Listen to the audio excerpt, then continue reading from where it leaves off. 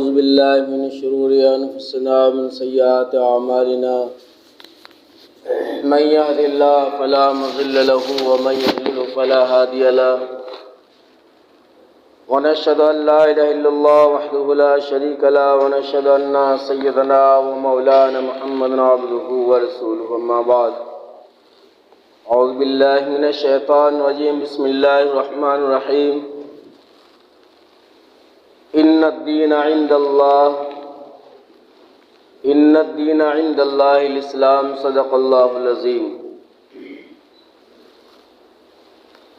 برادران محترم، بزرگوں اور بھائیوں،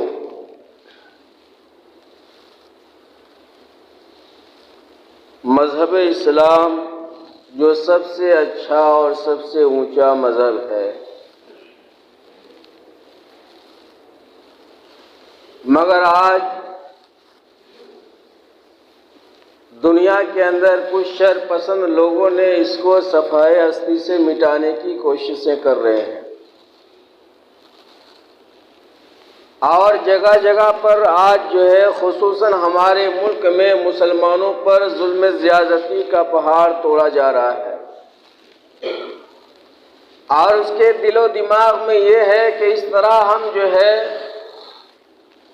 مار کر قتل و غارت گری کر کے جو ہے مسلمانوں کا نام و نشان ہم مٹا دیں گے۔ حالانکہ یہ سوچ اور یہ خیال، یہ فکر ان کا سراسر غلط ہے۔ اسلام ایک ایسا مذہب ہے جو اللہ تبارک و تعالیٰ کے نزدیک سب سے اچھا اور سچا اور اونچا مذہب ہے۔ اس مذہب کو ختم کرنا، صفحۂ ہستی سے مٹانا اتنا آسان کام نہیں ہے۔ یہی وہ مذہب ہے کہ جسے انسان کو اوج ثریا تک پہنچا دیتا ہے۔ جو بھی مذہب اسلام کے پیروکار ہیں، اس پر عمل کرنے والے ہیں، اس مذہب میں داخل ہونے والے ہیں، اب وہ انسان کی حیثیت چاہے کتنی بھی نیچی رہے، لیکن جب وہ انسان اسلام کے آغوش میں اور دامن میں آ جاتا ہے تو یہ مذہب اسلام اسے جو ہے عروج تک پہنچا دیتا ہے اور بہت بلند و بالا درجہ وہ انسان پا جاتا ہے۔ بزرگوں اور دوستوں، یہی حضرت بلال رضی اللہ تعالی عنہ تھے جس کی دنیا میں کوئی حیثیت اور حقیقت نہیں تھی۔ ایک زر خرید غلام تھے، کالے کلوٹے تھے، شکل صورت کے اعتبار سے بھی اچھے نہیں تھے، کوئی حیثیت اور کوئی مقام اور مرتبہ دنیا کے اندر نہیں تھا اسلام سے پہلے۔ لیکن جب یہی حضرت بلال نے قربانی دیا، اللہ کی ربوبیت اور حاکمیت کو تسلیم کر لیا اور اسلام کے دامن میں شامل ہو گیا، تو پھر یہی حضرت بلال مسجد نبوی کے مؤذن مقرر ہو گئے۔ حضرت عمر رضی اللہ تعالی عنہ، جن کے بارے میں لکھا ہے کہ یہ اتنے کمزور تھے، اتنے نحیف تھے، اتنے بد عقل تھے کہ اسے جو ہے صحیح طریقے پر اونٹ چرانے بھی نہیں آتا تھا۔ چنانچہ جب وہ خلیفۃ المسلمین ہوئے تو انہوں نے اپنے بچپن کا واقعہ اپنے کابینٹ منتری، اپنے کمیٹی کے ممبروں سے بیان کیا۔ جب وہ خلیفۃ المسلمین ہوئے تو اچانک ایک مرتبہ اپنے ممبروں کو بلا لیا۔ دوپہر کا وقت تھا، ظہر کے بعد کا وقت تھا اور کافی دھوپ کی شدت تھی۔ سارے اپنے کمیٹی کے لوگوں کو، جو 10-12 لوگوں پر مشتمل تھا، ان کو مسجد نبوی میں بلا لیا۔ لوگوں نے بڑا حیرت اور تعجب سے پوچھا کہ امیر المومنین، اس وقت میٹنگ کرنے کی کیا ضرورت تھی؟ اچانک اس وقت بلانے کی کیا ضرورت تھی؟ اگر کوئی رائے مشورہ تھا تو اس کے لیے کوئی اور مقرر وقت آپ جو ہے طے کر لیتے۔ ابھی دھوپ کی شدت ہے، سخت گرمی ہے اور اچانک آپ نے کال کر دیا، بلا لیا۔ تو فرمانے لگے کہ لوگوں، میں اپنی حیثیت بدلانے کے لیے تم لوگوں کے یہاں پر بلایا ہوں۔ کہ جب میری عمر 10 سال کی تھی تو ایک مرتبہ قحط پڑ گیا تھا، کھانے پینے کی پریشانیاں اور تکلیفیں ہو گئی تھی، تو میری ماں نے اپنے بہن کے یہاں یعنی میرے خالہ کے یہاں مجھے بھیج دیا۔ لیکن جب خالو نے دیکھا کہ یہ آیا ہوا ہے تو بڑا غصے کی نظر سے دیکھنے لگا اور طعن و تشنیع کرنے لگا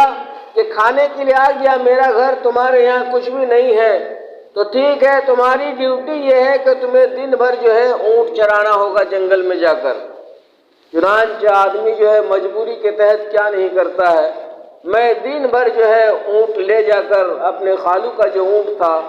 ان اونٹوں کو لے جا کر جو ہے جنگل میں چرایا کرتا تھا، اور اس کے عوض میں مجھے کیا ملا کرتا تھا، ایک مٹھی جو ہے کھجور شام کے وقت دے دیا کرتے تھے، اور اسی کو کھا پی کر ہم جو ہے زندگی گزر بسر کر رہے تھے۔ اسی طریقے پر جو ہے ایک مرتبہ میرے والد محترم خطاب نے کہا کہ اے عمر، یہ جو 5 اونٹ ہمارے پاس ہے ان کو ایک ترتیب سے لائن میں لگاؤ، اسے منڈی لے جانا ہے، بازار لے جانا ہے، اور اسے لے جا کر بیچنا ہے، فروخت کرنا ہے۔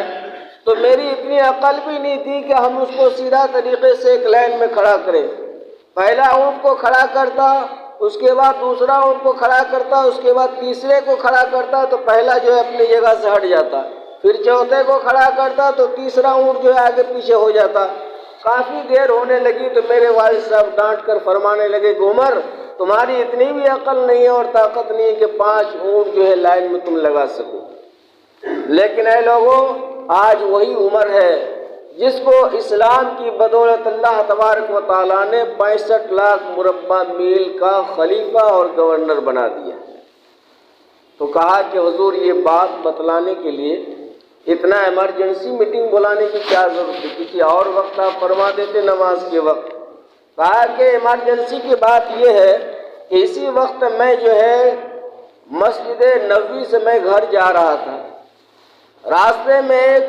غیر ملک کے سفیر سے ہماری ملاقات ہو گئی، اور وہ کہنے لگے کہ آپ امیر المومنین حضرت عمر ہیں؟ کہنے لگے کہ ہاں میں ہی ہوں۔ کہا کہ علاقے میں آپ کا بہت شہرت ہے، بہت نام ہے، اور بہت خوف و دہشت کا ماحول ہے،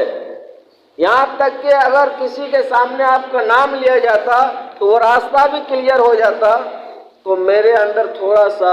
یعنی کہ غرور آ گیا تھوڑا سا، تو میں اپنی حیثیت بیان کرنے کے لیے اور اپنی حیثیت ظاہر کرنے کے لیے تم لوگوں کو بلا لیا ہوں کہ یہ جو کچھ پاور ہے اور یہ جو طاقت ہے اور یہ خلافت والا جو عہدہ ہمیں ملا ہے، اس میں میری کوئی بڑائی کی بات نہیں ہے، یہ مذہب اسلام کا کرشمہ ہے اور رسول اللہ صلی اللہ علیہ وسلم کی غلامی کا صدقہ ہے۔ تو میرے محترم بزرگ اور دوستو، کہنا یہ ہے کہ آج جو حالات کے ہم مارا ہیں اس کے ایک کارن اور وجہ یہ بھی ہے کہ ہم اسلام کو صحیح طریقے سے اسلام کے دامن کو پکڑا نہیں۔ ہم نے خدا کی رضامندی بہترین بلڈنگ سمجھ لیا ہے کہ اللہ ہم سے راضی ہے، بہترین سواری اور موٹر سائیکل ہمارے پاس ہے تو سوچ لیتے ہیں کہ اللہ ہم سے خوش ہے، بہت ساری جائیداد اور زمین ہمارے پاس ہے تو ہم سمجھ لیے ہیں کہ اللہ ہم سے خوش ہے، اگر ہمارے پاس بے شمار مال و دولت ہے تو ہم سمجھ لیتے ہیں کہ اللہ ہم سے راضی ہے۔ نہیں میرے محترم بزرگ اور دوستو، اللہ ہم سے راضی نہیں ہے۔ اللہ کی رضامندی کی علامت، اللہ کی خوشنودی اور رضامندی کی علامت کیا ہے؟ وہ یہ ہے کہ آپ کو ہم کو جو ہے سجدے کی توفیق کا مل جانا ہے۔ موسیٰ علیہ السلام اللہ کے دربار میں ایک مرتبہ فرمانے لگے کہ اے پروردگار عالم، میں لوگوں کو سمجھاتے سمجھاتے تھک گیا ہوں، لیکن بات کسی کو سمجھ میں نہیں آتی۔ حالانکہ جو ہے آپ اپنی نعمتوں کو بارش ان پر کرتے رہتے ہیں، وہ نافرمان ہونے کے باوجود، ہماری بات کو نہ ماننے کے باوجود بھی جو ہے وہ دنیاوی اعتبار سے جو ہے ترقی یافتہ ہے، بہترین مکانات ان کے ہیں، بہترین سواریاں ہیں، کھانے پینے کی عمدہ اور چنیدہ غذائیں ان کے پاس ہے، اور جو فرما بردار ہے وہ مالی اعتبار سے بہت کمزور اور غریب طبقہ کا ہے۔ اللہ تبارک و تعالیٰ نے فرمایا کہ موسیٰ،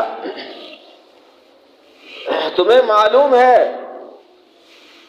کہ دنیا میں نافرمانوں پر سب سے بڑا عذاب میری طرف سے کیا ہے؟ سب سے بڑا عذاب میری طرف سے یہ ہے، میری ناراضگی کی علامت اور دلیل یہ ہے کہ میں اس بندے سے جو ہے سجدہ کو چھین لیتا ہوں، اور دنیاوی اعتبار سے جو ہے اسے مال عطا کر دیتا ہوں، لیکن ایمان اس سے میں چھین لیتا ہوں، اور وہ خوش ہوتا ہے، سوچتا ہے کہ ہم جو ہے مست ہیں اور ہر اعتبار سے ہم کامیاب ہیں۔ بزرگ اور دوستو، ایسی بات نہیں۔ تو کہنے کا مطلب یہ ہے کہ اسلام کے اندر چین سکون کی زندگی ہے، خصوصاً مسلمانوں کے لیے اور عموماً پوری انسانیت کے لیے۔ لیکن میرے محترم بزرگ اور دوستو، چند چیزوں کا نام ہم نے مسلمان اور اسلام رکھ دیا ہے۔ نماز پڑھ لیے، سال میں روزہ رکھ لیے تو بس سمجھ گئے کہ ہم اسلام کے پیروکار ہیں، اسلام کے ماننے اور چاہنے والے ہیں، حالانکہ ایسی بات نہیں۔ مذہب اسلام کے اندر جو ہے ہر شعبہ کی تعلیم دیا ہے کہ ہمیں کیسی زندگی گزارنا ہے، لوگوں سے کیسی بات چیت کرنی ہے، معاشرے میں کس طرح رہنا ہے، معاملات میں کس طرح جو ہے حق ادا کرنا ہے، اور اسی طریقے سے کیسے کھانا ہے، جاگنا ہے، سونا ہے۔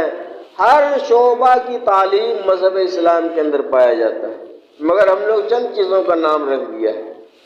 تو میرے محترم بزرگ اور دوستو، یہی وہ مذہب اسلام ہے جس کی بقا کی ذمہ داری اللہ تبارک و تعالیٰ نے لے رکھی۔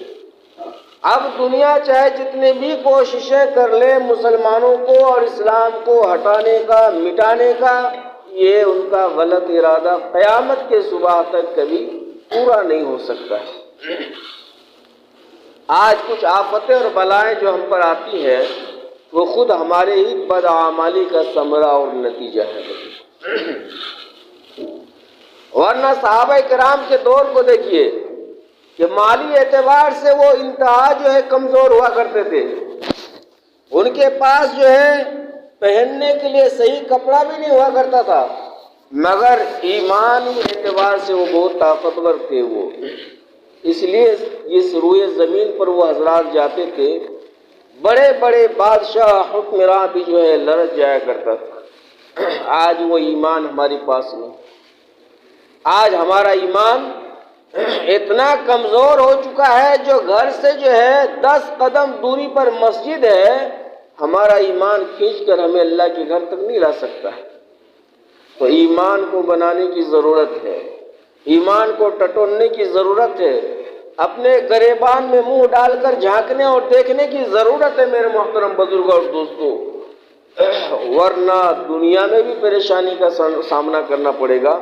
اور مرنے کے بعد جو ابدی عذاب ہے، تکالیف ہے، اذیتیں ہیں،